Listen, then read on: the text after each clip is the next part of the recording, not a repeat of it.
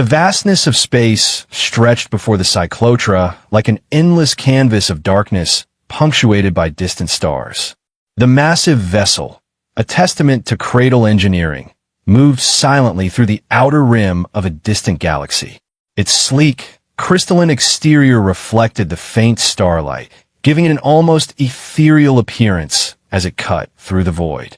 Inside the ship's medical bay, Dr. Ansher adjusted the calibration on his bioscanner, his translucent skin shifting through a spectrum of blue hues, a sign of focused concentration among the cradle. His elongated fingers, each tipped with sensitive pads capable of detecting minute cellular changes, moved with practiced precision over the equipment. Dr. Ansher, a voice called from the entrance. Terran, his junior colleague, stood with their skin pulsing a nervous yellow. The council requests your presence at the bridge. They say it's urgent. Ansher's skin rippled with a pattern of interest, quick flashes of bright cerulean across his temple. Did they specify the nature of this urgency? Only that it concerns the mission parameters, Terran replied, their color settling into a more subdued tone. And there was mention of biological anomalies. Those two words, biological anomalies, sent a cascade of excited color through Ansher's epidermis. As chief medical officer and head of the ship's research center, any biological discovery fell within his domain. But more than his official title, it was his insatiable curiosity that quickened his steps as he followed Terran toward the bridge.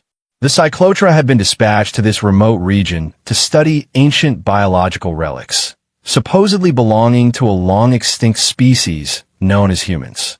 For the past 7 cycles, they had collected only fragments, fossilized cellular structures, degraded genetic material, and archaeological remnants that painted an incomplete picture of a species said to have once dominated their sector of the galaxy. Humans, the very word carried an almost mythical quality among the scientific community of Cradle. Historical records describe them as a paradoxical species, capable of both tremendous violence and remarkable compassion.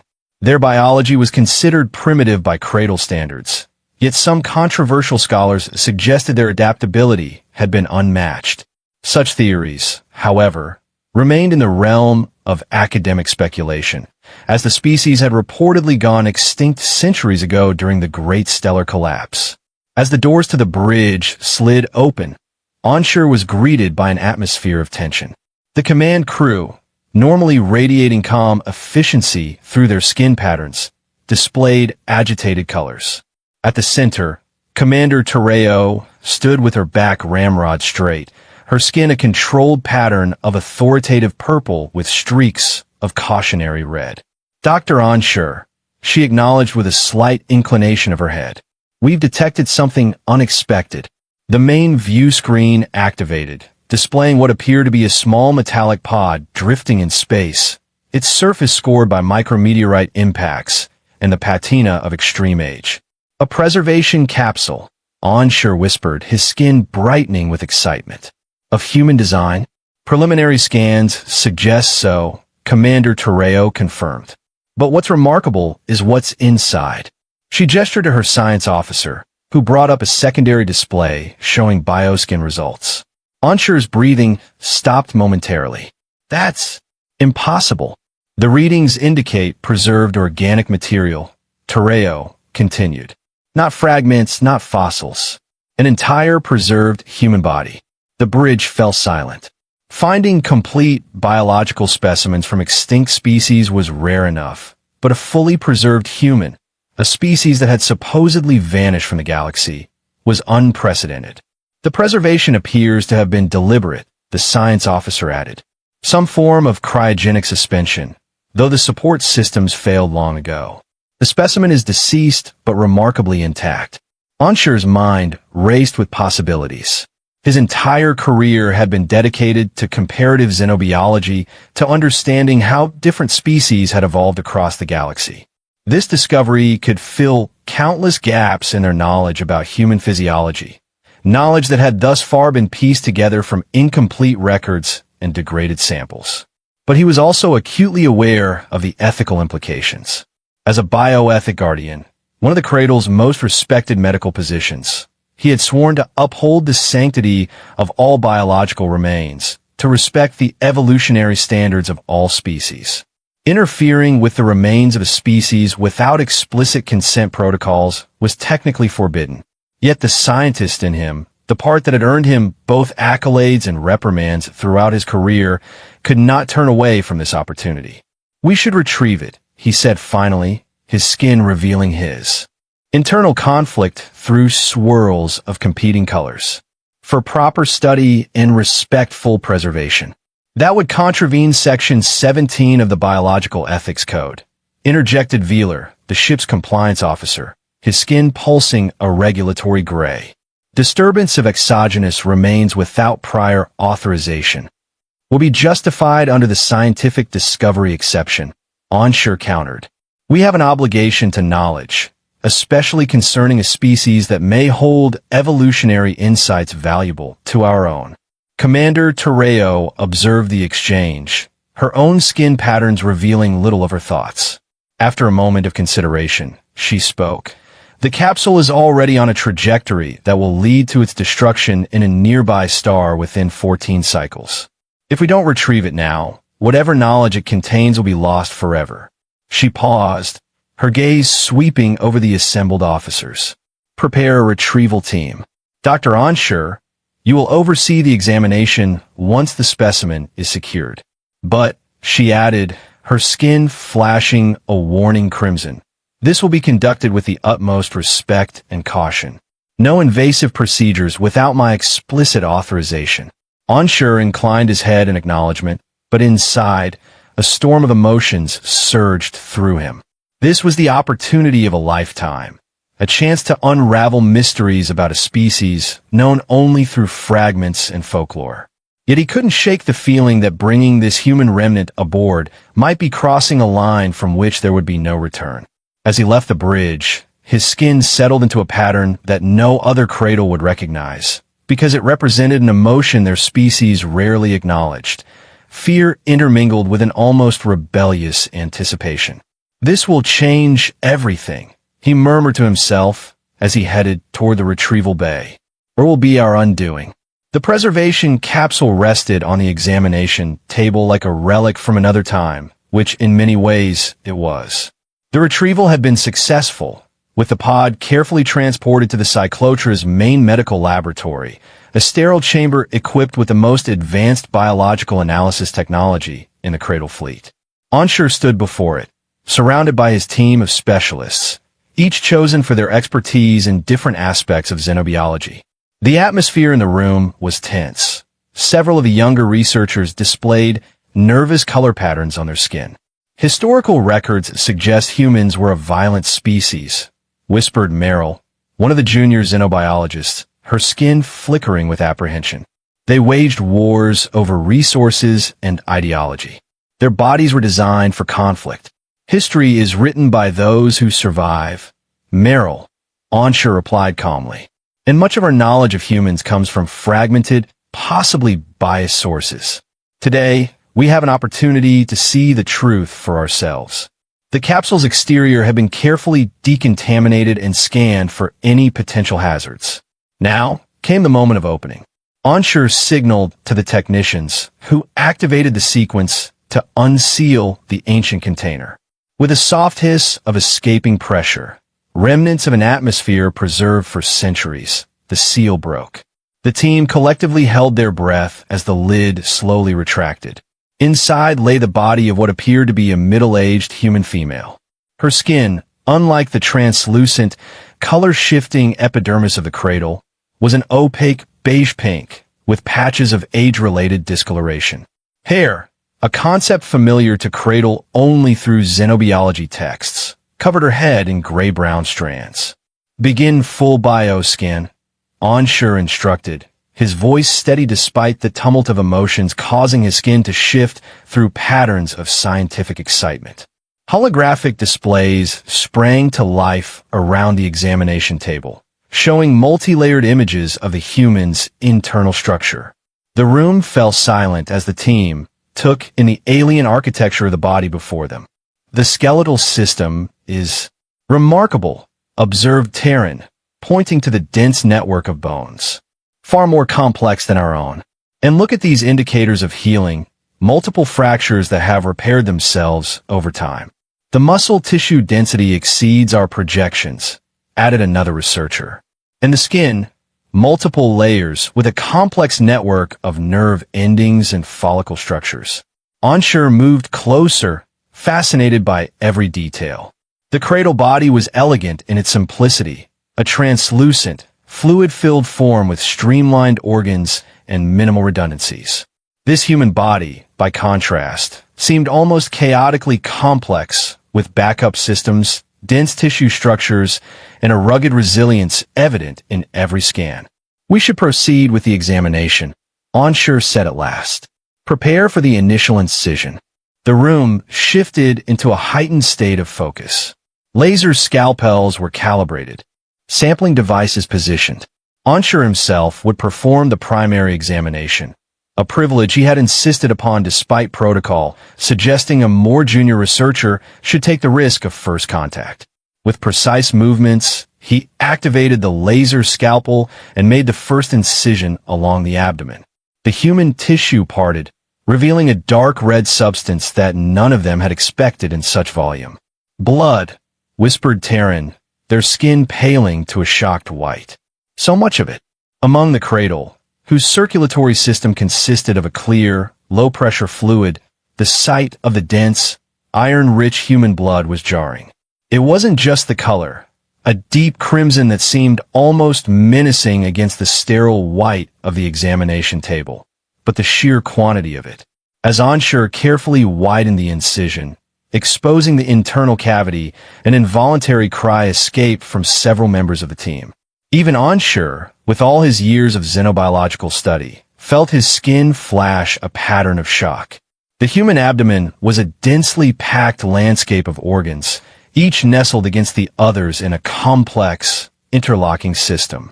Unlike the neat, compartmentalized organs of cradle physiology, the human body seemed to make use of every available space, with tissues layered upon tissues in an arrangement that appeared simultaneously chaotic and perfectly designed.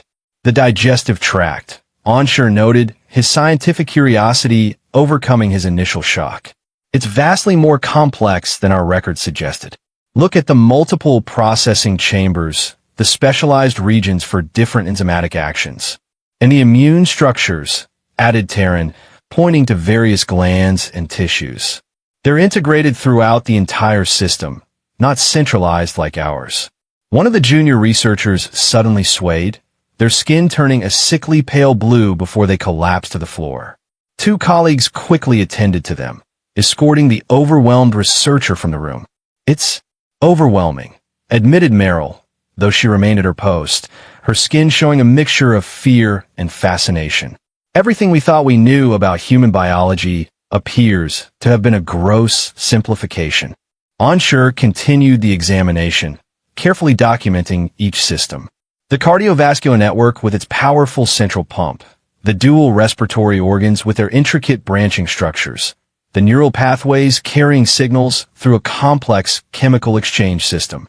Each discovery added to his growing sense that humans had been far more remarkable than cradle history had acknowledged. "Their body is designed with so many redundancies," he observed, almost to himself. "Where we evolved for efficiency, they evolved for resilience. It's as though they were designed to survive almost anything." As the team progressed with their analysis, Taryn suddenly called Anshur's attention to something unexpected. "Doctor, there's an anomaly here on the right hip structure." Anshur shifted his focus to where Taryn was pointing. Embedded in the bone was a small metallic object, clearly artificial. Some kind of medical implant, Anshur hypothesized, carefully examining the interface between the metal and bone. "Look how the bone has grown around it. This was a deliberate surgical addition. They replaced parts of themselves with technology?" Meryl asked, her skin flickering with a mixture of disgust and intrigue. "Not replacement," Anshur corrected. "Enhancement. Repair. Their medicine must have been far more advanced than we believed." As they continued, another researcher called out from where they were examining the preservation capsule itself. Dr. Onsure, I found something. The researcher held up a small object discovered in a compartment of the human's burial garment. What appeared to be a thin rectangular device. As they touched it, the surface suddenly illuminated, displaying an image. It's a family, Onsure said softly, examining the picture of several humans, adults and children, standing together, expressions on their faces that even across species barriers were unmistakably those of joy and connection. Beneath the image was an inscription in an ancient human language. They weren't just warriors or survivors, Terran said, their skin showing a thoughtful blue pattern. They had families. They preserved memories. The discovery sent a ripple of disquiet through Onsure. The ethical implications of their examination suddenly felt more immediate. This wasn't just a specimen. This had been a person with connections, with a life. Onsure looked at the open body on the table, then at the image in his hand. For the first time since the examination began, his enthusiasm waned, replaced by a profound uncertainty. I think we should pause here, he said finally. We've gathered enough preliminary data for today. As the team began the process of securing the specimen and cataloging their findings, Onsure stood apart, the small memento still in his hand. In the corridor outside, he could hear the excited discussions of his colleagues, the inevitable questions about how they would report their findings to the Bioethics Council.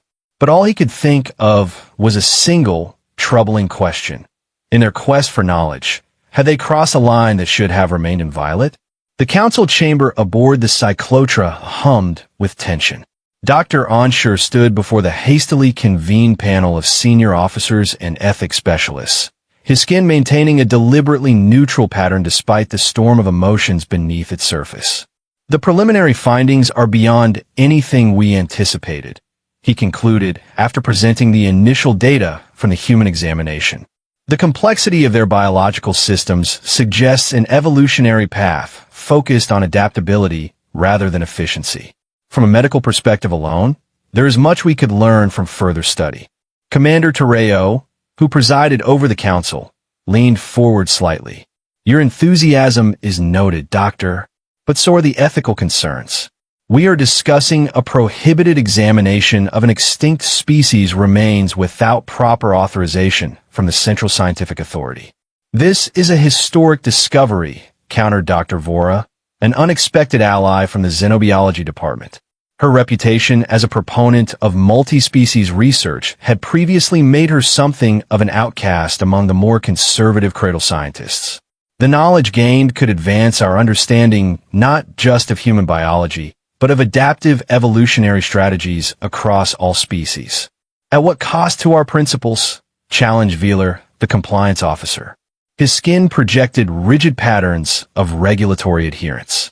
We risk being seen as arrogant desecrators. The Bioethics Code exists precisely to prevent such overreach. The debate continued, with the council dividing roughly into two camps.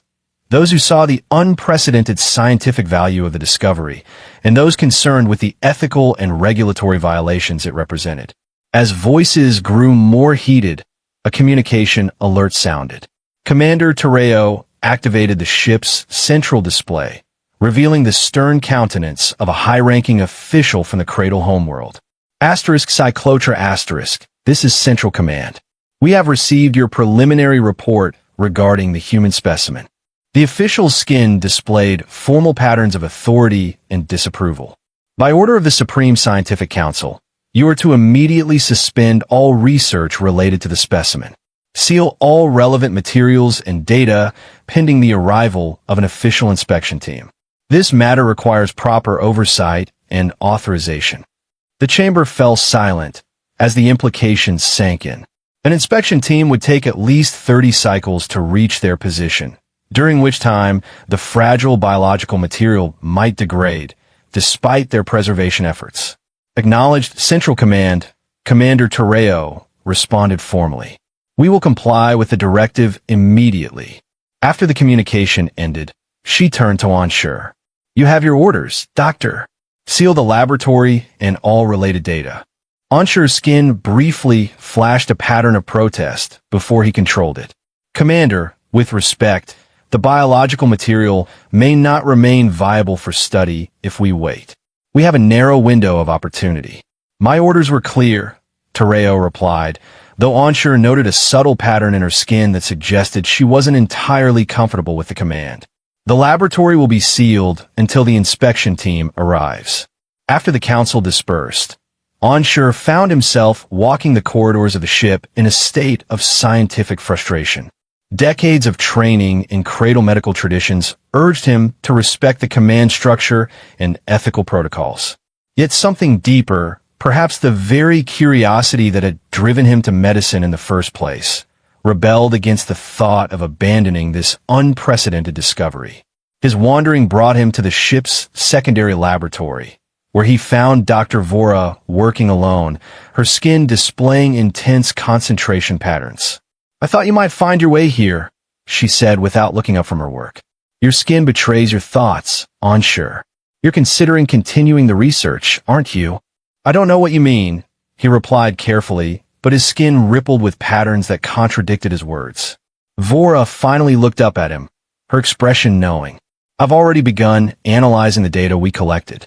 Something remarkable has emerged." She gestured to a display showing microscopic imagery of human tissue samples. "Look at the microbial diversity in their digestive system. The symbiotic relationships between the human host and these microorganisms are extraordinarily complex." Ensure moved closer, his scientific curiosity immediately engaged. "It's unlike anything in our physiology." "Precisely," Vora said, excitement causing her skin to shimmer. "And here's the connection you might not have made yet. The organ failure syndrome affecting our population on the homeworld, the rising epidemic that's baffling our medical experts. It bears striking similarities to what happens when an ecosystem loses biodiversity."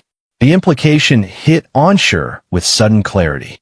The cradle had been suffering from a mysterious medical condition for the past decade, a progressive failure of their simplified organ systems that had no apparent cause or cure. Medical research had focused on genetic therapies and artificial organ replacements, with limited success. "You're suggesting that the diversity of the human microbiome might hold the key to understanding our own medical crisis?" "Not just understanding it," Vora replied, her skin pulsating with academic excitement. "Potentially solving it. Our evolutionary path favored simplification and efficiency. We lost the robust diversity that humans maintained. But what if that diversity is precisely what we need to reintroduce?" The potential was staggering. If Vora's hypothesis had merit, the human specimen might contain biological keys that could save countless cradle lives. "There's more," Vora continued, lowering her voice. "I analyzed the data from that memento you found. The inscription contained what appears to be coordinates. I believe they may lead to a human outpost or settlement, possibly another preservation facility with more specimens." Ensure's skin displayed shock before he could control it. "You think there might be more preserved humans? Or even," Vora said, her voice dropping further, "survivors?" The proposition was almost too enormous to contemplate. Humans were supposed to have gone extinct centuries ago. Their civilization collapsed during the cosmic upheaval that had reshaped much of the galaxy. Before Ensure could process this possibility, the laboratory door slid open. Both scientists quickly composed themselves, but not before a security officer named Krell noticed their suspicious behavior. "Dr. Ensure, Dr. Vora," he acknowledged, his skin displaying patterns of suspicion. "I was told you had complied with the order to cease all research related to the human specimen." "We were just discussing the implications of our preliminary findings," Ensure replied smoothly. "No active research is being conducted." Krell seemed unconvinced, but had no grounds to pursue the matter further. "See that it stays that way. The laboratory containing the specimen has been sealed under Commander Tereo's authority. Any attempt to access it will be treated as a serious violation." After the security officer departed, Ensure and Vora exchanged meaningful glances, their skin patterns communicating what words could not safely express. "We need to investigate those coordinates," Vora whispered once they were certain Krell was out of earshot. Whatever is there might hold answers we can't afford to ignore, not just for scientific knowledge, but for the future of our people. Onshur knew the enormity of what they were considering, defying a direct order from Central Command, potentially risking their careers and freedom. Yet the potential knowledge and the lives that might be saved weighed heavily in the balance. "We would need a ship," he said finally, his decision made. "The medical survey shuttle," Vora suggested. "It's equipped for biological field research. We could claim we're conducting an environmental assessment of the nearby asteroid field." It was a dangerous plan, fraught with risk. But as Onshur considered the alternatives, waiting for bureaucracy while crucial biological material degraded, potentially losing forever the knowledge that might save lives, he knew there was only one choice he could live with. "Prepare the shuttle," he said, his skin settling into a pattern of resolute determination. "We leave in 6 hours." The small medical shuttle detached from the cyclotra with minimal ceremony. Dr. Onshur had filed a flight plan for a routine survey of microbiological samples from a nearby asteroid belt, a plausible excuse that would give them approximately 48 hours before they were expected to return. In reality, their destination lay in the opposite direction, toward coordinates extracted from the human memento. The shuttle systems had been carefully programmed to mask their true trajectory until they were beyond the cyclotra's immediate sensor range. Inside the craft, Onshur felt the weight of his decision.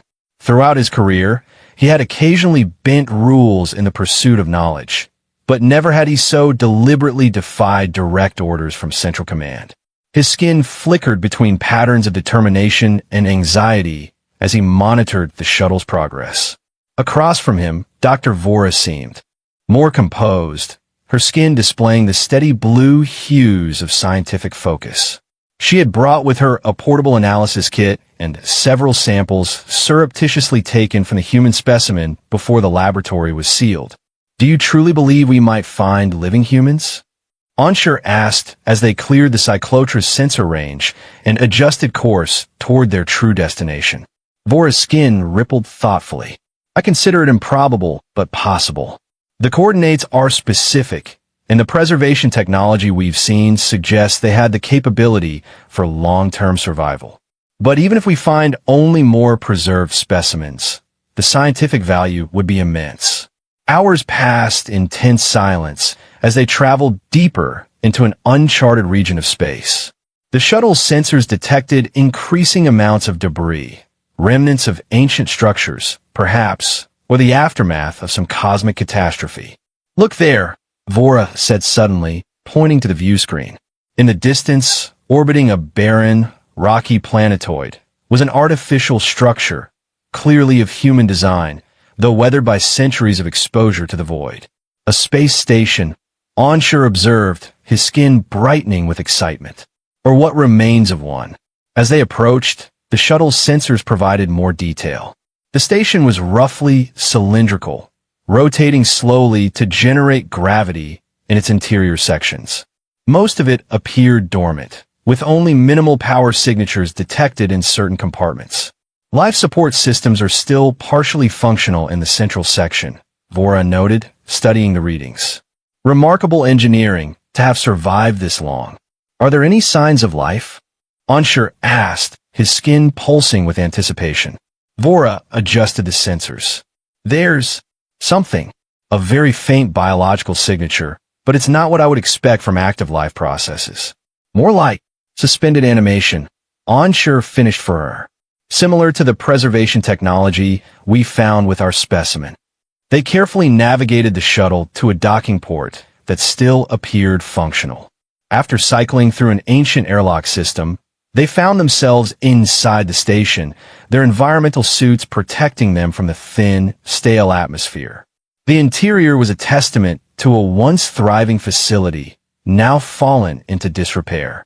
Emergency lighting still functioned in places, casting eerie shadows along corridors where dust floated in the minimal gravity.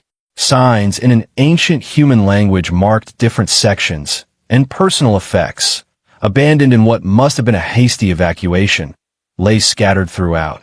Following the faint power signatures, They made their way to the station's central section. Here, they discovered what appeared to be a medical facility, with rows of cylindrical chambers similar to the preservation capsule they had found, but larger and more sophisticated. Most of these are empty, Vora observed, examining the chambers. Whether systems have failed. But not all, Anshur replied, moving toward one chamber at the far end of the room that still displayed active status indicators. Through its frosted viewport, a shadowy figure was visible. Vora joined him, her handheld scanner directed at the chamber. "There's a heartbeat," she said, her skin displaying shock. "Extremely slow, but present. The chamber is maintaining minimal life functions." "A living human," Anshur whispered, the full impact of the discovery washing over him in waves of colored patterns across his skin. After all this time, the ethical dilemma was immediate and profound. The human, an adult male, according to their scans, was in a precarious state of suspended animation. The preservation technology was failing, with power reserves indicating only weeks, perhaps days, remaining before complete system failure. "If we leave him, he will die when the systems fail," Vora stated. "If we attempt to revive him, the shock might kill him anyway. His physiology has been in stasis for centuries." Anshur studied the chamber's control interfaces, his medical training allowing him to decipher the unfamiliar technology. The chamber was designed for eventual revival. There are medical protocols built into the system. The decision before them was momentous. To attempt revival would be to take responsibility for a life, and potentially the last representative of an entire species. Yet to do nothing would guarantee the human's death. For Anshur, whose entire career had been dedicated to preserving life and advancing medical knowledge, there was only one choice he could morally make. "We'll attempt revival using the chamber's protocols," he declared. "But we'll need to prepare for emergency medical intervention if complications arise."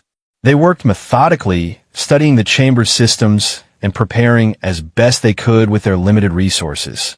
Vora adapted their medical equipment to be compatible with human physiology based on their earlier examination, while Anshur deciphered the revival sequence from the chamber's ancient controls. Just as they were about to initiate the process, the silence of the station was broken by the sound of a shuttle docking. Anshur's skin paled with alarm. "They've found us," he said, moving to a console that displayed external sensors. The shuttle now, docked alongside their own, bore the markings of the Cyclotra Security Division. "We don't have much time," Vora urged. "We should begin the revival now, before they reach us." Anshur hesitated for only a moment before activating the sequence. The preservation chamber hummed to life, its systems beginning the careful process of raising the human's body temperature and reactivating essential functions. Minutes later, the medical facility's doors slid open to reveal Security Officer Krell and 3 armed officers, their skin displaying patterns of authority and anger. "Dr. Anshur, Dr. Vora," Krell announced formally, "you are in violation of direct orders from Central Command. You will cease all activities immediately and return to the Cyclotra under escort." "We can't stop now," Anshur replied, standing protectively near the chamber. "We've initiated a medical procedure that cannot be safely interrupted. A life is at stake." Krell's skin displayed confusion, then shock as he realized what was happening. "You found another human? And it's alive?" "Barely," Vora explained, her attention divided between the security team and the vital signs now appearing on the chamber's monitors. The preservation system was failing. "We had to act." "This changes nothing," Krell insisted, though his skin betrayed uncertainty. "My orders are clear. You are to be detained and all research terminated." The standoff was interrupted by an alarm from the preservation chamber. The revival process had reached a critical stage. The human's cardiovascular system was attempting to resume normal function, but readings indicated distress. "He's going into shock," Anshur said urgently. "I need to intervene now, or we'll lose him." Without waiting for permission, he turned back to the chamber, initiating the emergency medical protocols he had prepared. Vora moved to assist him, effectively ignoring the security team. Krell raised his weapon, then hesitated. His training as a security officer conflicted with the Cradle's deep cultural respect for medical imperatives and the preservation of life. "I'm contacting Commander Terreo," he said finally, lowering his weapon. "This situation requires higher authority." As Krell established communication with the Cyclotra, Anshur and Vora focused entirely on stabilizing the human.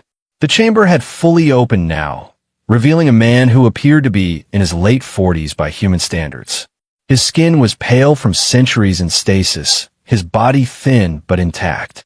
"Respiratory function is establishing," Vora reported. "Cardiovascular activity is irregular but strengthening." Behind them, Krell was engaged in intense discussion with Commander Terreo, whose holographic image displayed clear patterns of conflicted authority. "Direct violation of orders," Krell was saying, "but they found a living human, Commander, and they claim its preservation system was failing." "A living human?" Terreo's holographic skin displayed astonishment. "Is this confirmed?" "Yes, Commander. They're attempting to revive it now." The human's eyes suddenly fluttered open, a startling brown against the pallor of his face. His gaze, unfocused at first, gradually settled on Anshur's alien features. There was confusion, then something like recognition. "You're not human," the man managed to whisper, his voice raspy from centuries of disuse. "No," Anshur replied gently. "I am Cradle. My name is Dr. Anshur. You're safe." The human's eyes closed again, his strength clearly limited, but his vital signs were stabilizing. Through what appeared to be immense effort, he spoke again. "I'm from Earth. We must survive." The words, though simple, carried an emotional weight that affected everyone in the room. Commander Terreo's holographic image had fallen silent, observing the scene with evident struggle between duty and the historic magnitude of the moment. Vora stepped forward, addressing both Krell and the commander's hologram. His microbiome, the ecosystem of organisms within his body, may hold the key to treating the organ failure syndrome affecting our people. This isn't just about scientific discovery anymore. It's about saving Cradle lives. A tense silence followed, broken only by the steady beep of medical equipment monitoring the human's vital signs. Finally, Commander Terreo spoke. "Officer Krell, stand down. Dr. Anshur, Dr. Vora, stabilize the human and prepare for transport back to the Cyclotra. I will deal with Central Command." Krell's skin displayed shock. "Commander, the orders were explicit, and I am making a field decision based on new information." Terreo cut him off, her skin patterns reflecting the authority of her position. "Sometimes, Officer Krell, we must choose between following orders and doing what is necessary. I choose the latter." With that, her holographic image disappeared, leaving the security team in a state of uncomfortable uncertainty. "You heard the commander," Anshur said, returning his attention to the human. "We need to prepare him for transport. His condition remains fragile." As they worked to stabilize the human for the journey back to the Cyclotra, Anshur couldn't help but reflect on the magnitude of what they had discovered. Not just a living representative of a supposedly extinct species, but potentially the key to saving their own people from a devastating medical crisis. Whatever consequences awaited them upon their return, he knew this moment represented a turning point not just in his career, but in the history of both species. The tension in the Cyclotra's main conference chamber was palpable, skin patterns throughout the room displaying a kaleidoscope of conflicting emotions as Commander Terreo faced down the assembled security officers and medical staff. "I have spoken directly with the Supreme Scientific Council," she announced, her own skin maintaining the steady authority pattern of her rank. "While they remain displeased with the unauthorized actions taken, they have acknowledged the exceptional circumstances and potential significance of our discoveries." Officer Krell's skin displayed skepticism. "They're overlooking direct insubordination." "They're pragmatists, Officer Krell," Terreo replied. "The discovery of a living human, particularly one whose biology may hold solutions to our medical crisis, outweighs procedural violations." That said, she added, her gaze shifting to Anshur and Vora. Such independent action will not be tolerated again. Anshur inclined his head in acknowledgement, though his skin betrayed no regret for his choices. What the human? How's he faring? Stabilized, according to the medical team, Tereo responded. He remains in critical condition, but the prognosis is cautiously positive. Dr. Vora's emergency protocols appear to have been successful. Vora's skin flickered with modest pride. His physiology is remarkably resilient. Even after centuries in stasis, his cellular structures have maintained integrity. His body is fighting to recover. In his mind, asked one of the council members. Conscious intermittently, Anshur replied. Communication is limited but improving. We've established a rudimentary translation protocol. His name, we've learned, is Michael Reeves. He was a medical researcher on Earth before the evacuation. The room fell into contemplative silence as the implications of this settled over everyone present. Not just a human, but a human scientist, one who might possess knowledge crucial to their understanding of human biology and medicine. I want a full report on the human's condition and any information he provides, Tereo instructed, and preparations for the arrival of the scientific delegation from Central Command. They will be here in 12 cycles, and they will expect comprehensive data. As the meeting dispersed, Anshur made his way back to the medical bay where Michael was being treated.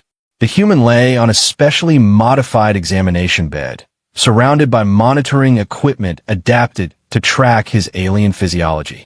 His eyes were closed, his breathing steady but shallow. Vora was already there, analyzing blood samples using a portable sequencer. The diversity is astonishing, she said without looking up. His blood contains cellular components we've never seen before, and the microbial samples from his digestive system. They form a complete ecosystem, hundreds of species working in symbiosis. Anshur moved closer to the bed, studying their patient with both clinical and personal interest. This being represented not just a scientific discovery, but a connection to a civilization thought lost to time.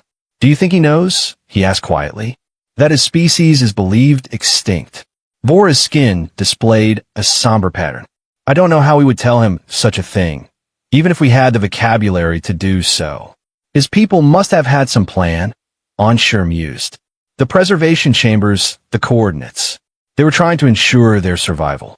Michael's eyes suddenly opened, focusing with surprising clarity on Anshur. Doctor, he said, his voice stronger than before. The translation device nearby converted his speech into sounds the cradle could understand. You should rest, Anshur advised, moving closer. No time, Michael insisted, struggling to prop himself up. Anshur gently assisted him. Need to tell you? Others. Vora asked, setting aside her equipment. Other humans? Michael nodded. Weakly. Colonies. Scattered. When Earth fell, we sent ships. Many directions. He gestured vaguely toward the stars. I was medical archivist. Preserved samples. Knowledge. Anshur and Vora exchanged meaningful glances, their skin patterns communicating mutual excitement. The implications were enormous. Not just isolated survivors, but possibly entire colonies of humans scattered across the galaxy. Do you know where these colonies are? Anshur asked carefully. Michael shook his head. Not exact. Too dangerous to keep records. If found by wrong people. His eyes suddenly widened with alarm. You? Who are you? Why am I here? We are Cradle.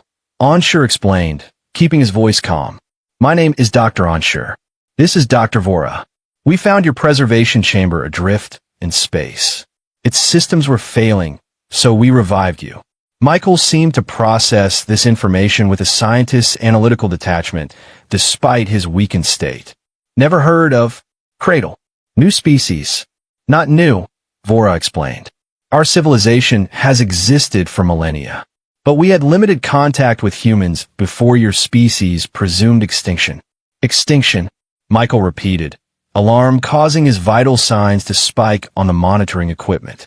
Calm yourself, Anshur urged, administering a mild sedative through the intravenous system they had adapted for human physiology.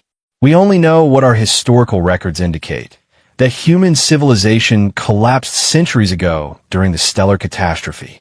But your presence and what you've told us about colonies suggest those records are incomplete. As the sedative took effect, Michael's agitation subsided, though his eyes remained alert. Your people, why help me? We are scientists, Voris said simply. Healers. We seek knowledge. But there is more, Anshar added.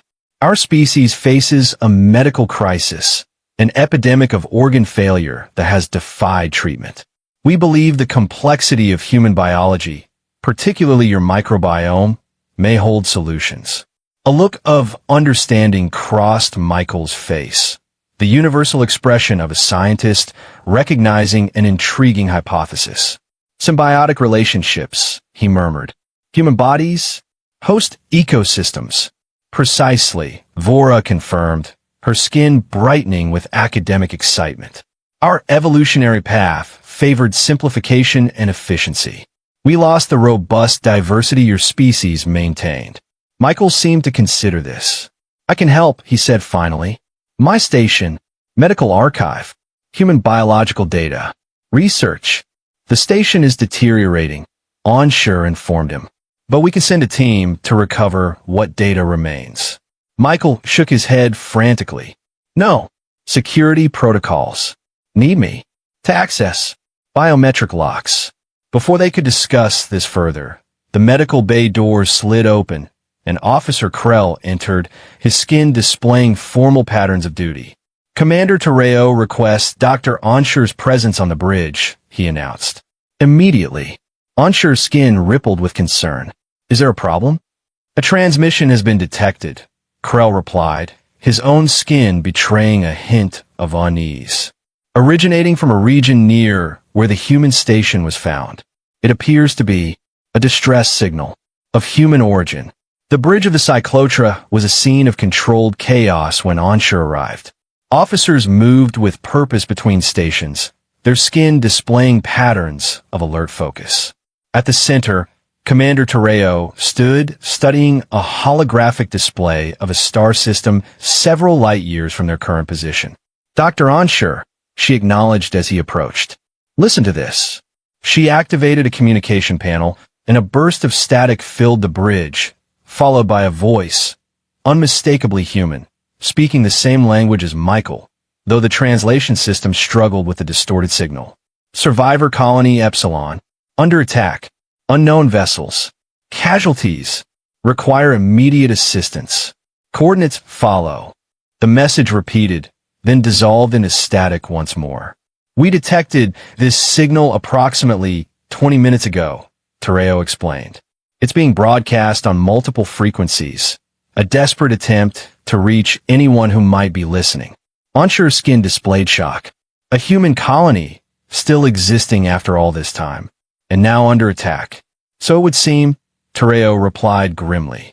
The signal originates from a planetary system approximately 3 days' journey from our current position at maximum speed. We must respond, Anshar said immediately, his skin flashing with urgency. It's not that simple, Dr. Terreo countered. The Cyclotra is a scientific vessel, not a combat ship, and we have direct orders to return to cradle space with our findings. Diverting to an unknown conflict involving a species officially classified as extinct presents numerous complications. Commander, Anshar argued, his skin patterns intensifying with emotion. If there is indeed a surviving human colony, it represents an unprecedented opportunity for contact and scientific exchange.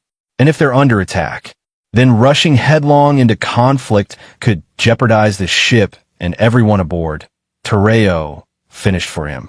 I'm well aware of the scientific implications, Doctor, but I must consider the safety of my crew. At least inform Michael. Anshar pressed. He spoke of scattered colonies. This could be one of them. His people. Terreo considered this, her skin displaying the careful deliberation of a commander weighing difficult options. Very well. Bring him to the bridge if his condition permits.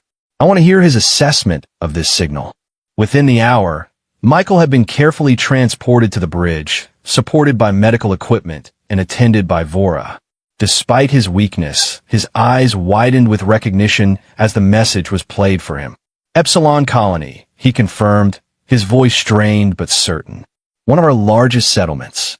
Agricultural world. Self-sustaining. You recognize the location? Tereo asked. Michael nodded. General area. We scattered widely. Minimal communication between colonies. Safety protocol. Who would be attacking them? Onsure questioned. A shadow passed over Michael's face. Many possibilities. Resources. Territories. Old enemies. I need specifics, Mr. Reeves, Tereo pressed. If I am to consider diverting my ship into potential danger, I need to know what we might be facing. Michael seemed to struggle internally, weighing long-held secrets against immediate need. Could be the Viridian Collective, he said finally. They pursued humans even before the collapse. Wanted our genetic material, experimental subjects.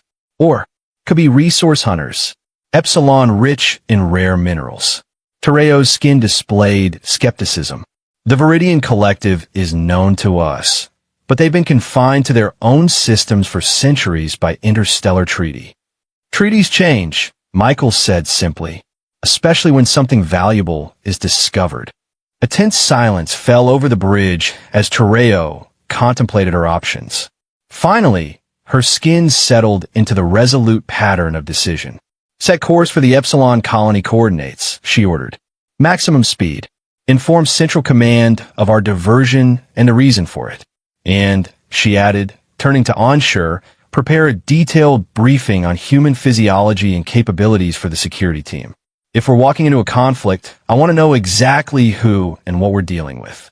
As the Cyclotra altered course, accelerating toward the distant distress signal, Onsure helped Michael back to the medical bay. The human seemed drained by the brief excursion, but his eyes remained alert, focused on some distant thought. You're worried, Onsure observed. Wouldn't you be? Michael asked. First contact with a new species, only to learn your civilization is thought extinct, then to hear your people are under attack.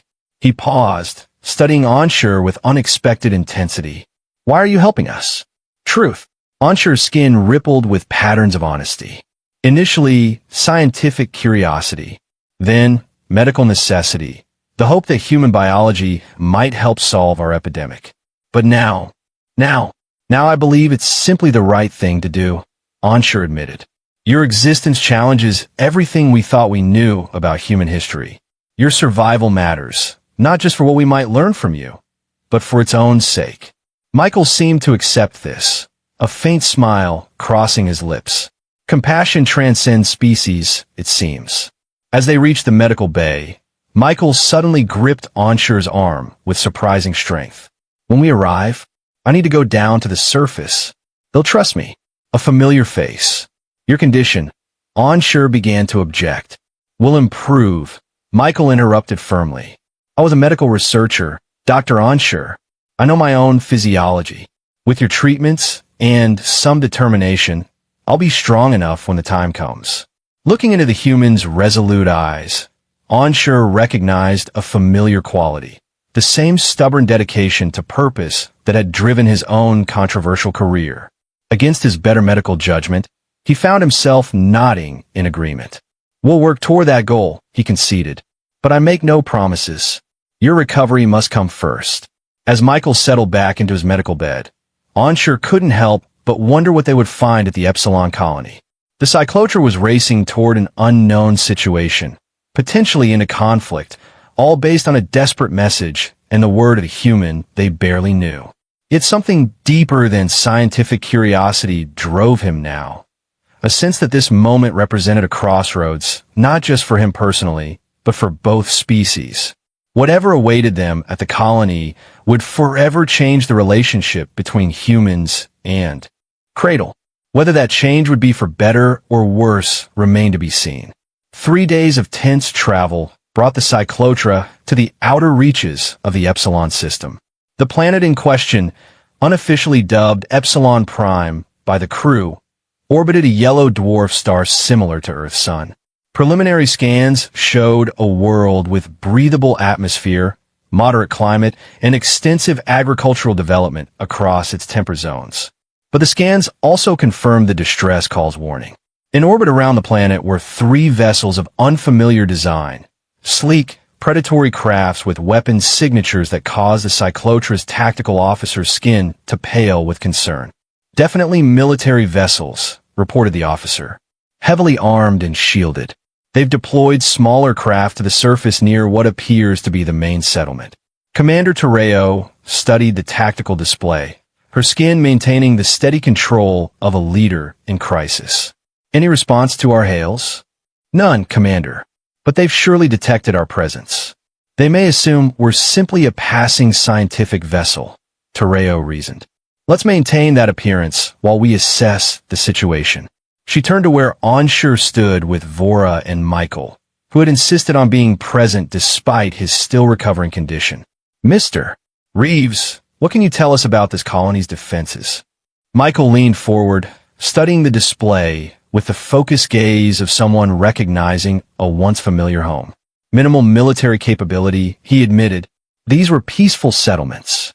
Some defense systems against natural threats, small security forces. Nothing that could repel an organized attack. Then the situation for the colonists is dire. Vora concluded, her skin displaying patterns of concern. Not necessarily, Michael countered.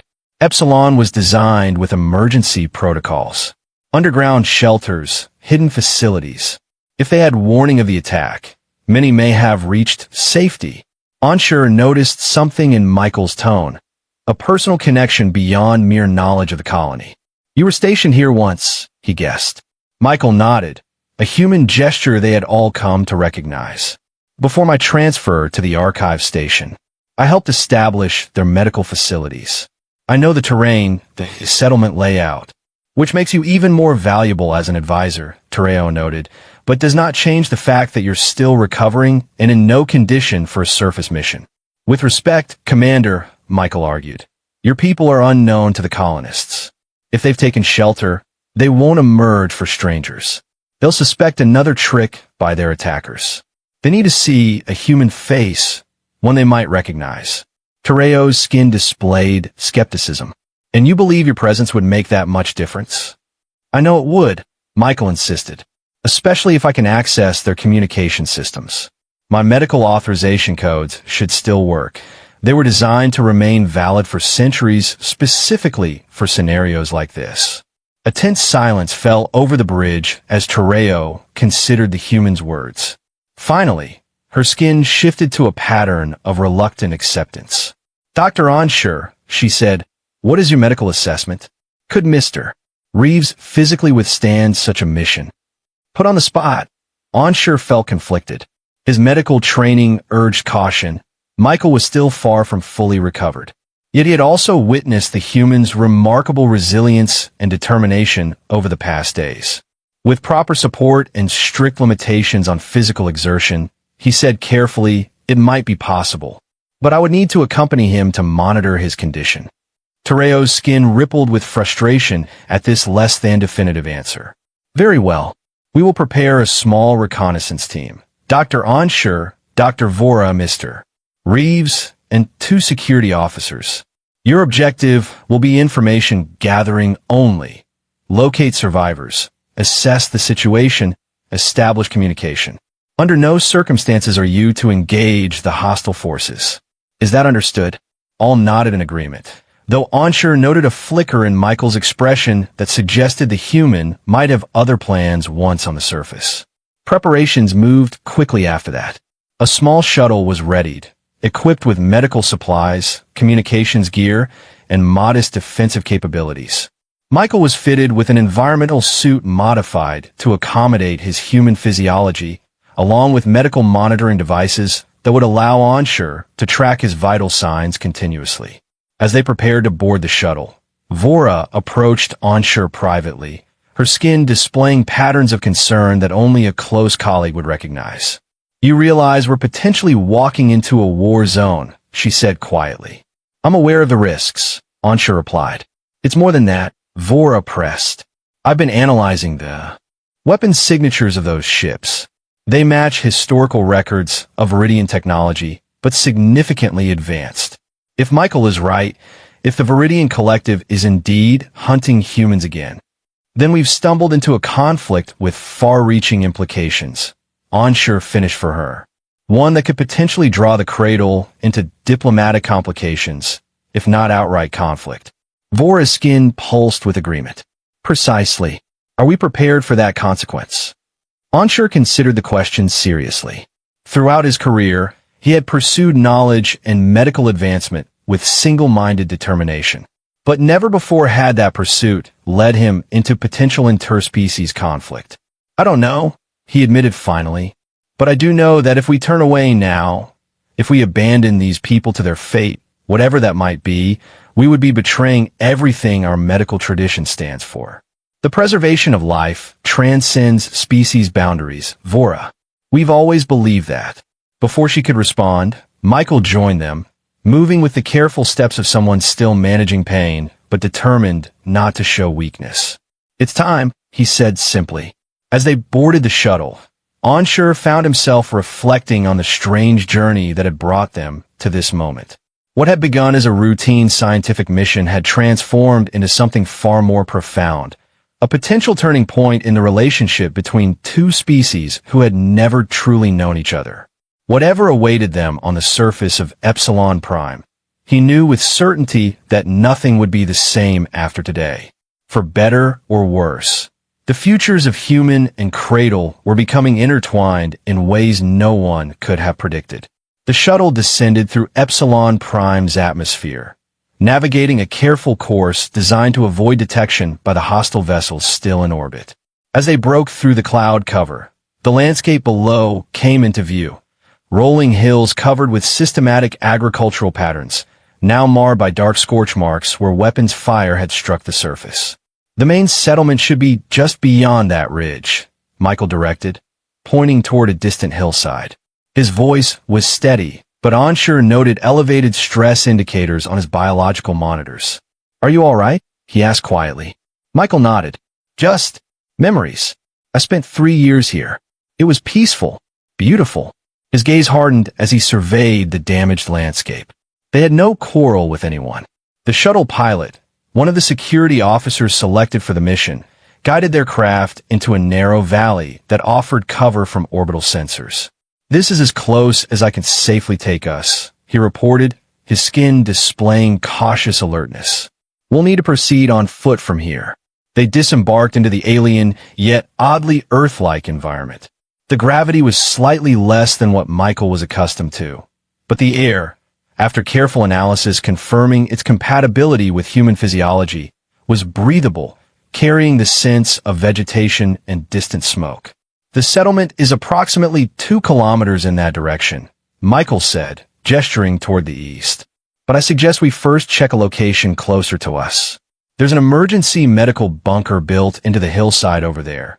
It would have been one of the first shelter points if the colony came under attack. They moved carefully through the unfamiliar terrain, the 2 security officers taking lead and rear positions. Despite the apparent absence of immediate threats, the landscape felt tense, as though the very air was charged with recent violence. Life signs ahead, reported Vora, consulting her scanner, clustered in what appears to be an artificial structure within the hillside. Biological patterns are human. Michael's pace quickened despite his weakened condition. That's the bunker. They made it there. Approaching the hillside, they found what appeared to be a seamless rock face, with no obvious entrance. Michael moved forward, running his hand along the stone surface until he found a nearly invisible seam. The entry panel should be, he pressed a specific spot, and a small section of rock slid aside, revealing a control interface. Biometric scanner. It should still recognize me, assuming the database hasn't been purged. He placed his palm against the scanner. For a tense moment, nothing happened. Then, with a soft hum, the scanner glowed green, and a section of the hillside began to recede, revealing a reinforced entrance. Movement inside, warned one of the security officers, her weapon raised defensively. From the darkened entrance, several figures emerged cautiously. Humans, their appearances diverse, but all sharing the same expression of wary hope. They were armed with what appeared to be improvised weapons, pointing them with uncertain determination at the newcomers. Then one of them, an older woman with streaks of gray in her dark hair, stepped forward, her eyes widening in recognition. "Michael?" she asked, disbelief evident in her voice. "Michael Reeves? That's impossible. You left for the archive station decades ago." "Hello, Sarah," Michael replied, his voice thick with emotion. "The impossible seems to be happening a lot lately." The woman, Sarah, stared in shock, her gaze moving from Michael to the alien forms of the cradle beside him. "You're alive. And you brought? Who are they?" "Friends," Michael assured her. "Allies. This is Dr. Anshur and Dr. Vora. They saved my life." He gestured to the security officers. "And these are their colleagues. They responded to our distress call." Sarah's expression remained guarded. "Your archive station was reported lost 60 years ago. How can you be standing here? And why should we trust these beings when we're under attack?" "It's a long story," Michael said. "But the short version is that my preservation chamber kept me alive until their ship found me. They revived me, Sarah, and when they heard your distress call, they came to help. We intend no harm," Anshur added, the translation device converting his words to the human language. "We are scientists, not warriors, but we offer whatever assistance we can provide." Sarah studied the aliens with intense scrutiny, her survival instinct clearly warring with desperate need. Finally, she lowered her weapon slightly. "We have wounded inside," she said. "Many wounded. If you're really doctors, maybe you can help them." As they followed Sarah into the bunker, the full scale of the situation became apparent. The facility, designed as a temporary shelter, now housed at least 100 humans, men, women, and children of various ages, many bearing injuries ranging from minor to severe. The air was thick with the scent of antiseptics and fear. "The attack came 3 days ago," Sarah explained as she led them deeper into the facility. "No warning. They targeted our communication arrays first, then our defense systems. Those of us who could fled to the emergency shelters. Others." Her voice trailed off. "Who are they?" Vora asked gently. "The attackers? They call themselves the Ascendancy now," Sarah replied. "But we recognize their ships, their tactics. They're Viridians, the same species that hunted us before the collapse. Somehow they found us after all these years." "What do they want?" Anshur questioned. Sarah's expression hardened.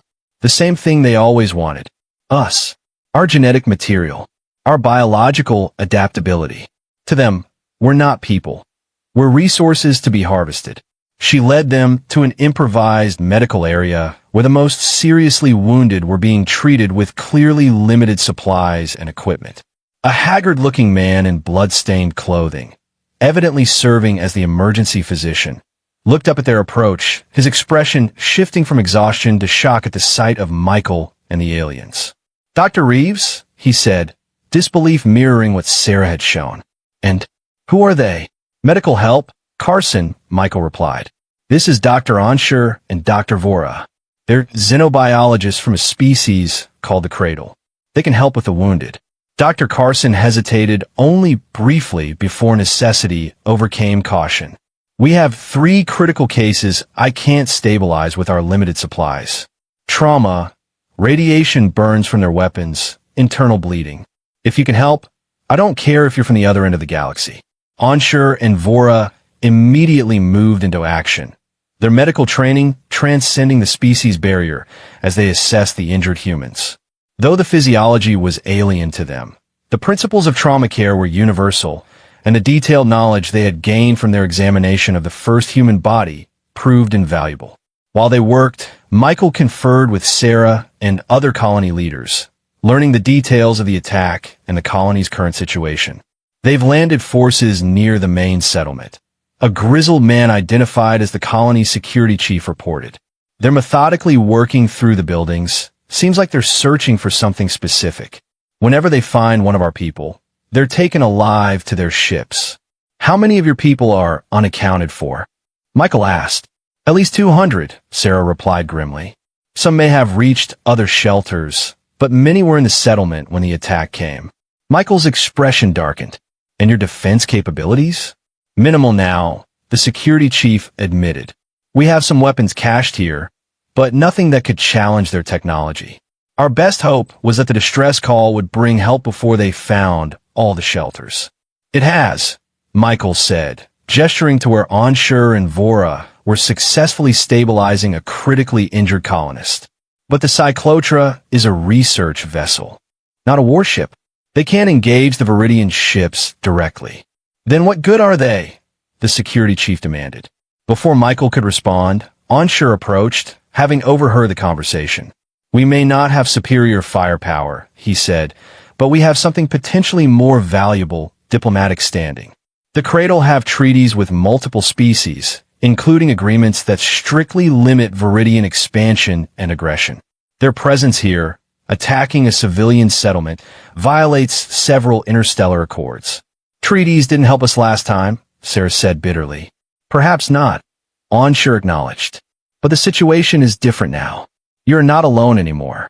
The knowledge of your survival changes everything, politically, scientifically, culturally. The Cradle High Council would never condone the extinction of a sentient species, especially not one with whom we now have direct contact. Michael studied Anshur with newfound appreciation. You're suggesting we leverage the Cyclotra's presence as a diplomatic intervention? Force the Viridians to withdraw under threat of bringing the Cradle into the conflict. It's a possibility, Anshur admitted, though there are no guarantees Commander Terreo would commit to such a stance without authorization from higher authorities. We need to try, Michael insisted. But first, we need to establish a secure communication link with the Cyclotra. The bunker systems are too damaged, and any transmission from here might reveal the shelter's location to the Viridians. There's a backup communication array in the agricultural monitoring station, Sarah suggested. About 1 kilometer from here. It's small, designed for emergency use, but it should be powerful enough to reach orbit. I'll go, Michael volunteered immediately. Absolutely not, Anshur objected, his skin flashing with medical authority. Your condition has improved enough for this, Michael interrupted firmly. I know the systems, I know the access codes. It has to be me. A tense standoff ensued, with Anshur's medical concern battling against Michael's determination. Finally, Vora offered a compromise.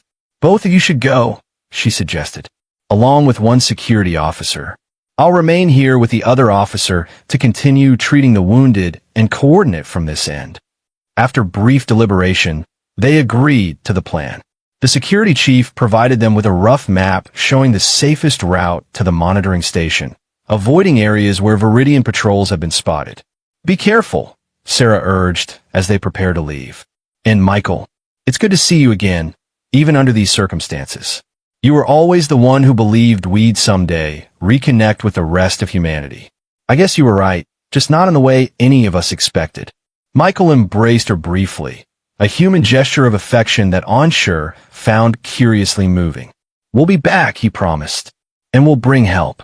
As they slipped out of the bunker and into the alien landscape, now darkening as Epsilon Prime's sun began to set, Anshur found himself in the unprecedented position of a Cradle scientist actively participating in a covert operation on an alien world. Everything in his training had prepared him for observation, analysis, and healing, not infiltration and potential conflict. Yet as he watched Michael moving with determined purpose despite his still recovering condition, Anshur felt a sense of rightness in their mission. The preservation of life, human, Cradle, or any sentient species, was worth whatever risks they now faced. Together, they moved silently through the gathering dusk toward what they hoped would be salvation for the beleaguered human colony. The agricultural monitoring station stood silhouetted against the darkening sky, a modest structure nestled among what appeared to be cultivation fields. From their vantage point on a nearby ridge, Anshur, Michael, and a security officer named Trell surveyed the area for any signs of Viridian presence. It looks clear, Trell reported, her skin displaying cautious optimism. No movement detected, No energy signatures that would indicate their technology. They may have overlooked it, Michael suggested. It's a minor facility, not connected to the main settlement systems. Designed to be self-sufficient and inconspicuous. Onshur studied Michael's vital signs through his portable monitor. The journey had taxed the human's still recovering body, but not dangerously so. Still, he noted the determination that seemed to override physical discomfort, a trait he was beginning to recognize as characteristically human. The communications array will be on the roof, Michael continued, pointing to a small dish-like structure barely visible in the fading light. We'll need to access the control room inside to activate it and establish a secure channel to the cyclotra. They descended from the ridge, moving carefully through rows of cultivated plants that stood nearly shoulder-high. The familiar caution of scientific fieldwork had been replaced by something more primal and Onshur, a hyper-awareness of their vulnerability, of the potential danger that could materialize at any moment. Reaching the monitoring station, they found the entrance locked but undamaged. Michael quickly entered an access code, and the door slid open with a soft hydraulic hiss. "Power's still on," he noted with relief. "That's a good sign." The interior was utilitarian, a single room filled with monitoring equipment, data stations, and climate control systems. At the far end stood a communications console, its display dark but indicator lights suggesting standby status. Michael moved directly to it, his fingers moving with practiced efficiency despite the decades that had passed since he had last used such equipment. "The system's intact," he reported. "Give me a few minutes to bypass the standard protocols and establish a direct link to your ship." While Michael worked, Onshur found himself drawn to the monitoring screens showing data from the surrounding fields, atmospheric conditions, soil composition, growth rates of various crops. Even in this moment of tension, the scientist in him couldn't help but appreciate the elegant integration of human agricultural technology with the alien ecosystem. "Their agricultural adaptability is remarkable," he observed quietly. To establish successful cultivation on a foreign world with entirely different soil composition and microbiomes. "Necessity breeds innovation," Michael replied without looking up from his work. Each colony was designed to be completely self-sufficient. Epsilon was primarily agricultural. They supplied food to other settlements with less favorable conditions. Trell, who had positioned herself near the entrance with weapon ready, suddenly stiffened. "Movement outside," she whispered, her skin paling to a wary gray. Multiple signatures approaching from the north. Onshur moved quickly to one of the monitoring stations that displayed external sensor data. 6 humanoid figures, he confirmed. Their energy signatures match Viridian technology. "A patrol," Michael concluded grimly. "They must have detected our movement or the station's power activation." "How close are you to establishing communication?" Onshur asked urgently. "Almost there," Michael responded, his fingers moving faster across the console. "But sending any transmission now would certainly draw their attention." "We have no choice," Onshur decided.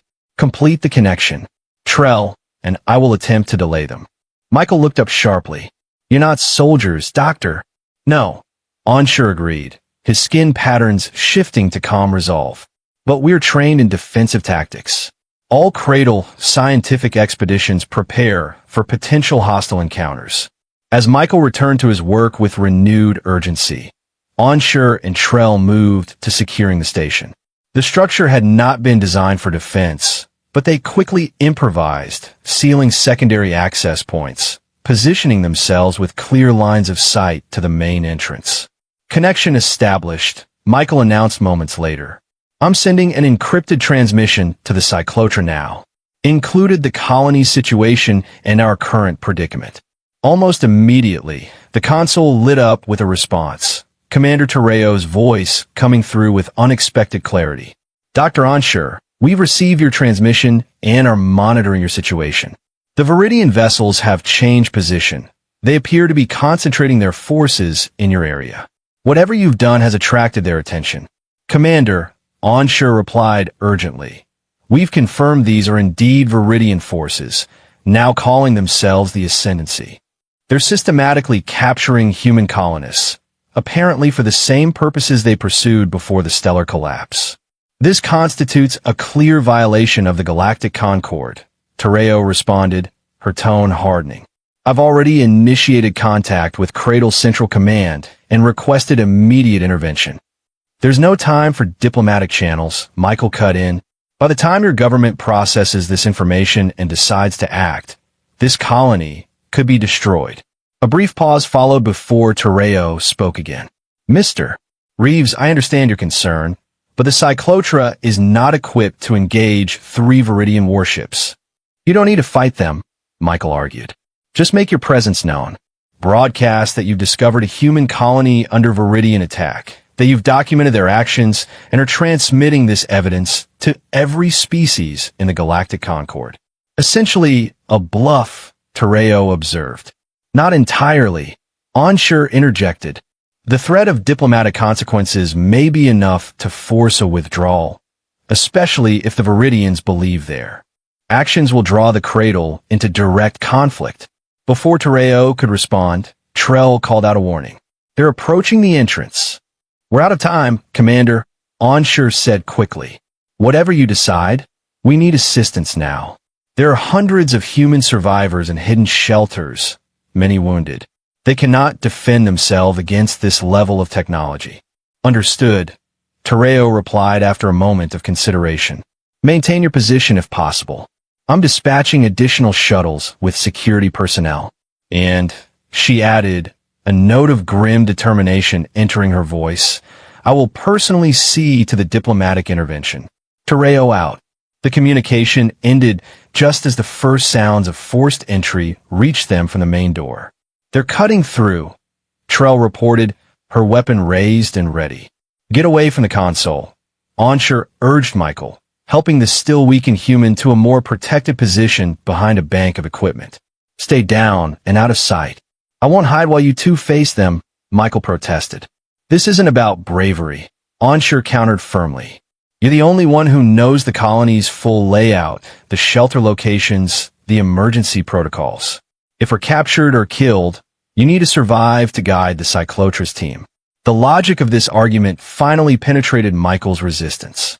With reluctant acceptance, he took cover in the position Onshore had indicated. The door began to glow red at its edges as the Viridian cutting tools continued their work.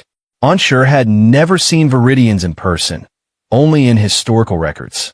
They were a species known for technological advancement and ruthless pragmatism. Their society structured around the concept of ascension through acquisition. The belief that incorporating biological and technological elements from other species was the path to evolutionary perfection. Remember, he said quietly to Trell, our objective is delay, not confrontation. We only need to hold out until the shuttles arrive. The center of the door suddenly gave way, a circular section falling inward with a metallic clang.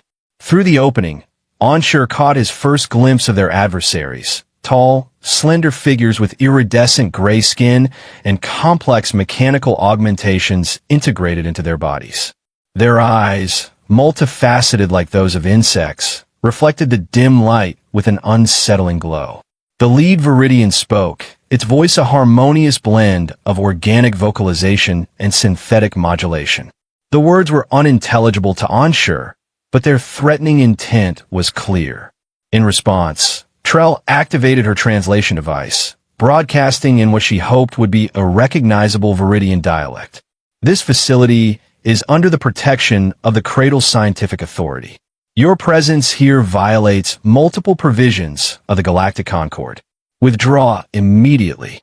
The Viridians paused, seemingly surprised by the unexpected encounter with a different species.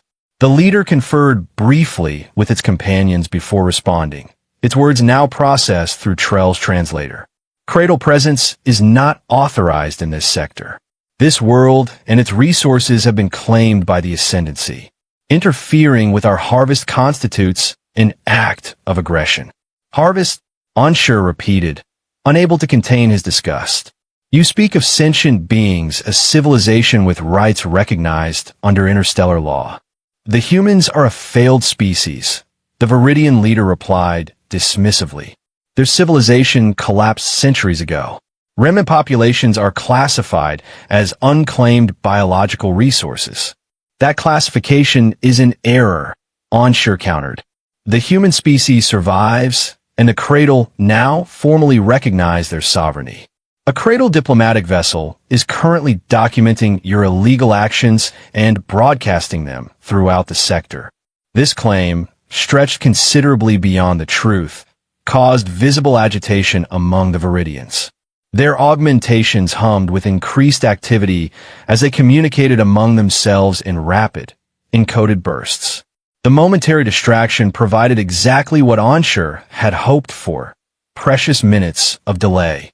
Through the still-open communication channel, he could hear activity aboard the Cyclotra that suggested Terreo was indeed mobilizing a response.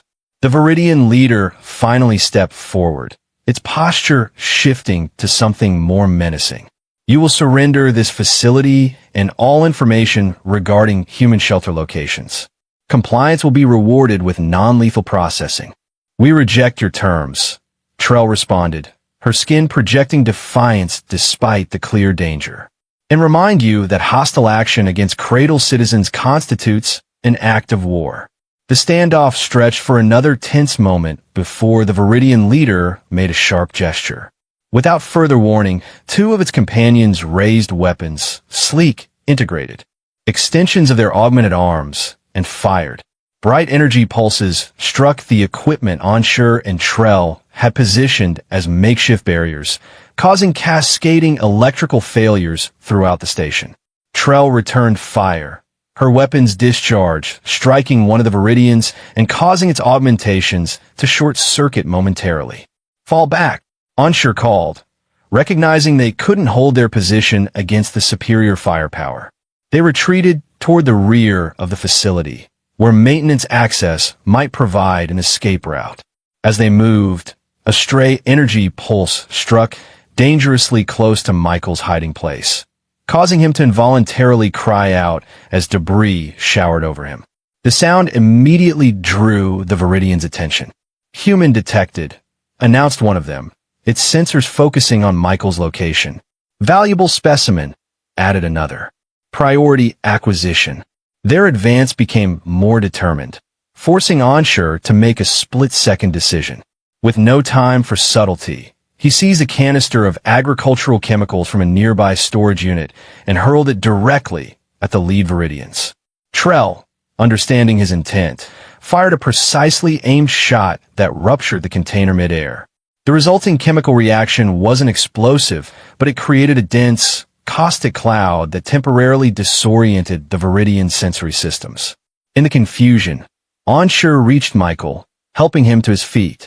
The maintenance shaft, Michael directed, pointing to a narrow access panel near the floor. It leads to an underground irrigation control room. From there, we can reach the surface away from their position. Trell covered their retreat, her weapon discharging in controlled bursts that kept the Viridians at bay just long enough for Onshur to help Michael through the narrow opening. She followed quickly, sealing the access panel behind them, just as the first Viridians emerged from the chemical cloud. The shaft was cramped and dark, forcing them to navigate by the dim emergency lighting strips along its floor. Michael, despite his weakened condition, led with surprising confidence, guiding them through what seemed like a maze of underground maintenance tunnels. The colonial infrastructure was designed with interconnected emergency routes, he explained between labored breaths. A lesson learned from Earth's final days. After what felt like an eternity, but was likely only minutes, they emerged through another access point into the cool night air of Epsilon Prime. They found themselves at the edge of the agricultural fields, far enough from the monitoring station to avoid immediate detection, but with no clear path to safety. The bunker is too far to reach on foot now, Michael assessed grimly. And they'll have detection equipment scanning for human biosignatures. The Cyclotra will be sending shuttles, Onshur reminded him. We need to find a secure location and signal them. Trell, who had been scanning their surroundings, suddenly pointed to the sky. Too late for hiding. Look, above them, descending rapidly through the atmosphere, were multiple craft, but not the cradle shuttles they had hoped for. The distinctive silhouettes of Viridian assault vessels were unmistakable, their search beams already beginning to sweep the landscape. "They're launching a full ground assault," Trell observed, her skin paling with concern. "They must have detected the transmission to the Cyclotra, or they're responding to the Cyclotra itself," Onshur suggested. "If Commander Terreo has indeed challenged their presence here, they may be accelerating their harvest before diplomatic interference can stop them." Michael's expression darkened with resolve. "Then we need to warn the shelters. If the Viridians are deploying in force, every hidden colony location is at risk." "Ow," Trell questioned. "Our communicators don't have the range to reach the bunker, and we can't return to the monitoring station." Michael scanned their surroundings, his gaze eventually settling on a distant hilltop where a small structure was barely visible in the moonlight. "There," he said, pointing, "that's an atmospheric monitoring outpost. It's connected to the colony's emergency broadcast system, designed to warn of environmental threats, but it can be repurposed. That's at least a kilometer away," Onshur noted, glancing at his medical scanner that continued to monitor Michael's condition. "In your state." "My state is irrelevant," Michael interrupted firmly. "Those are my people out there, Dr. Onshur. I'll reach that outpost if I have to crawl." The determination in the human's voice silenced further objections. With a shared understanding of the stakes, they set off toward the distant hilltop, moving as quickly as Michael's condition would allow, using the cover of crops and terrain features to avoid the increasing number of search beams crisscrossing the night sky. As they traveled, Onshur found himself reflecting on how dramatically his understanding of humans had evolved in just days. From clinical curiosity about an extinct species to witnessing firsthand their resilience, adaptability, and profound loyalty to their own kind. These were not the primitive, violent beings that cradle historical records had so often portrayed, but a complex civilization with qualities his own people might do well to study, and perhaps emulate. The monitoring outpost was now clearly visible against the night sky, their destination close at hand.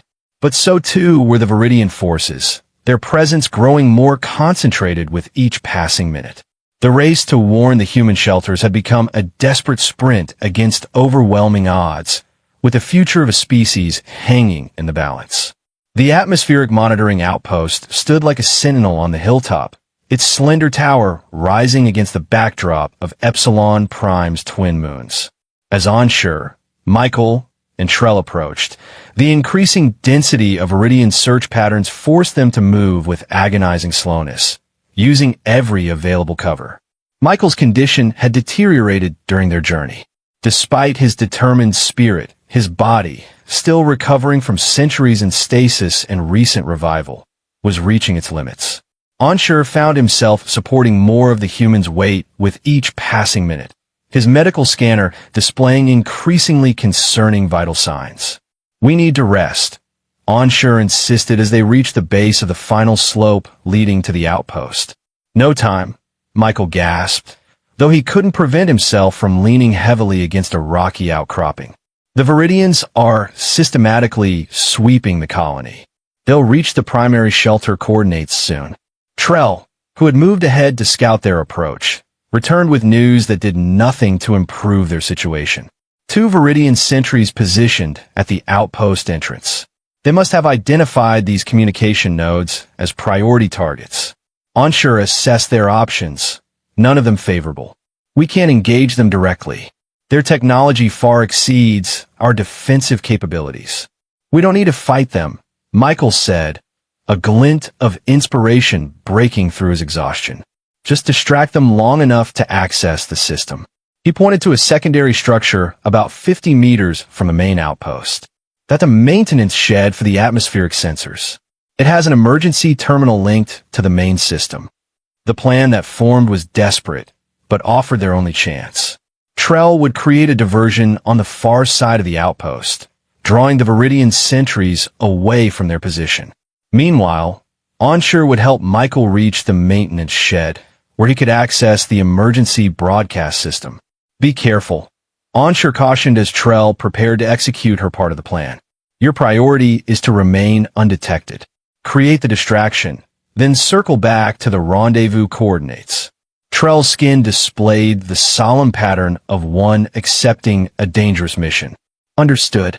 Good luck. She moved silently into the darkness, circling around to approach the outpost from the opposite direction. Minutes later, a series of small explosions erupted from equipment on the far side of the complex. Trell had sacrificed her weapon's power cells to create the diversion. As expected, the Viridian sentries immediately responded, moving swiftly toward the disturbance. The moment they were out of sight, Anshur and Michael made their move, hurrying as best they could toward the maintenance shed. The small structure was unlocked, a fortunate circumstance in their increasingly desperate situation. Inside, Michael immediately located the emergency terminal, a simple interface designed for rapid access during environmental emergencies. It still has power, he observed with relief, his fingers moving across the unfamiliar controls with practiced precision. I need to bypass the atmospheric alert protocols and access the general emergency broadcast system. Anshur positioned himself at the door, keeping watch for the returning Viridian sentries while monitoring Michael's declining vital signs with increasing concern. The human was pushing himself far beyond what his medical condition should allow, a testament to either remarkable willpower or foolish determination. Anshur wasn't sure which. "I'm in," Michael announced after several tense minutes. The system can broadcast to all emergency receivers in the colony, including those in the shelters. He began recording a message, his voice strained but clear. "Attention all Epsilon colony shelters. This is Michael Reeves. The Viridian forces are launching a full-scale ground assault. They are systematically searching for shelter locations. Implement full lockdown protocols immediately. Activate emergency dispersal plan Theta 9. Repeat, Theta 9. He paused, then added, Allied. Forces from the cradle vessel Cyclotra are inbound. Hold position and prepare for potential evacuation. Reeves out. As he finished the transmission, the terminal confirmed broadcast success. The warning had been sent to every emergency receiver in the colony network. "What is Theta 9? Anshur asked as he helped Michael to his feet. "A contingency plan," Michael explained, his breathing increasingly labored. "If detected, each shelter activates automated decoys to draw attention away from their actual locations. It won't stop the Viridians indefinitely, but it might buy enough time for your people to arrive." They had barely taken a step toward the exit when a harsh light suddenly flooded the small structure. Silhouetted in the doorway stood a Viridian scout, its augmented form unmistakable even in the blinding glare. "Human biological signature detected," it announced in its mechanically harmonized voice. "Cradle interference confirmed. Initiating capture protocol." Anshur moved instinctively, placing himself between the Viridian and Michael. His skin displayed not fear, but the protective pattern that cradle medical practitioners had evolved to show when defending patients. A bright, pulsing intensity that signaled unshakable resolve. "This human is under my medical protection," he declared formally. The Bioethical Preservation Treaty recognizes such bonds as inviolable, even in conflict zones. The Viridian paused, its sensory apparatus scanning Anshur with evident confusion. The invocation of the ancient treaty, one of the few interspecies agreements that had survived countless political upheavals, was clearly unexpected.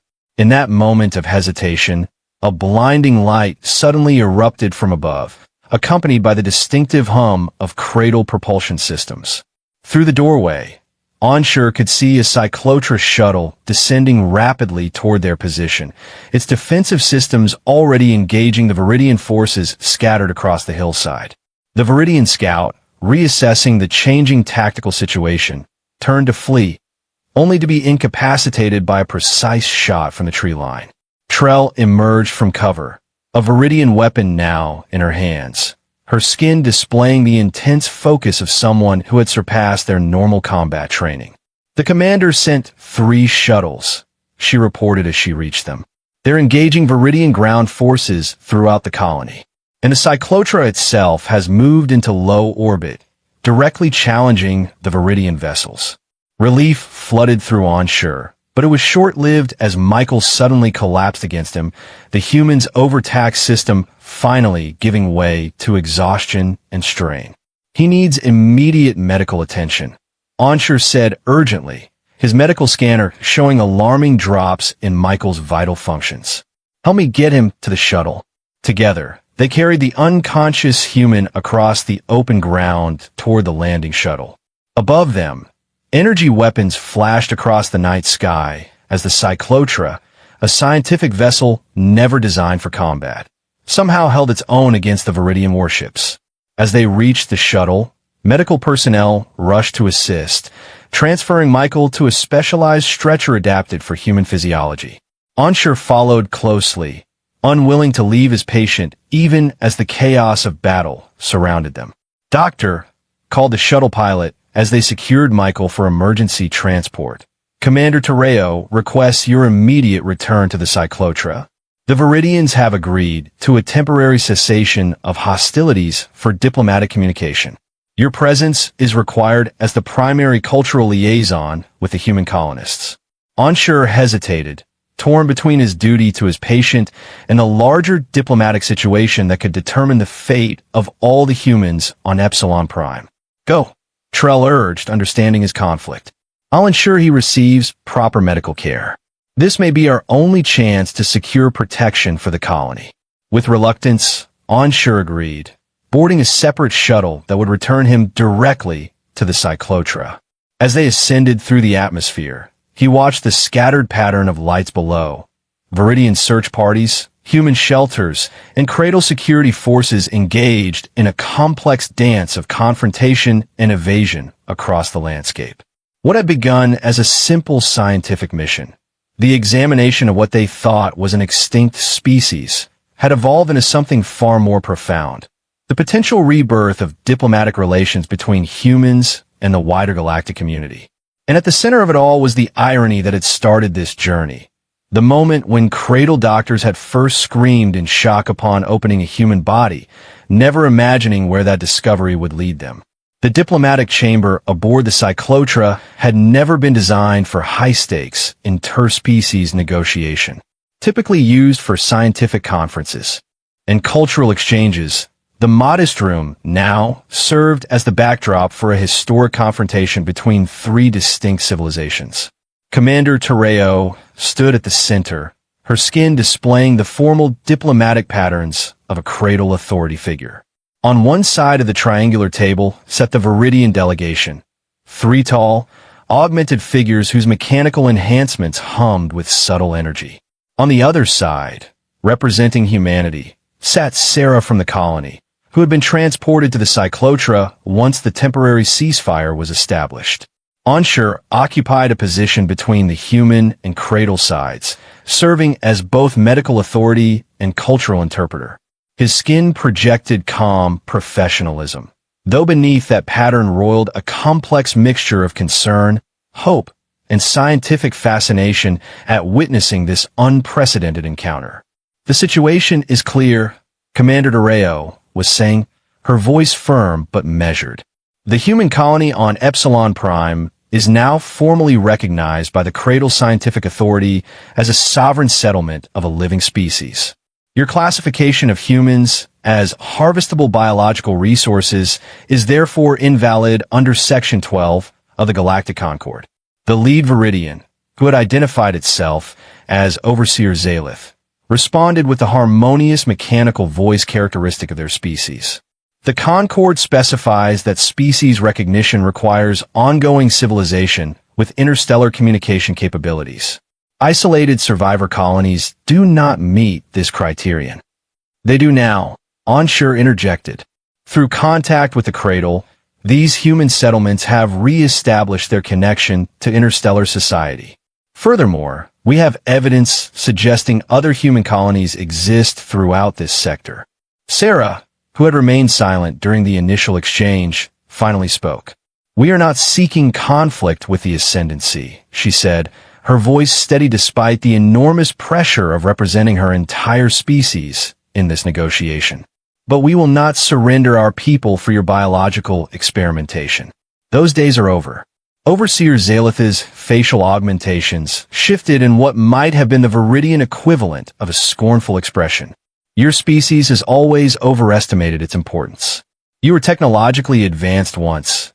Yes, but the collapse demonstrated your fundamental weakness.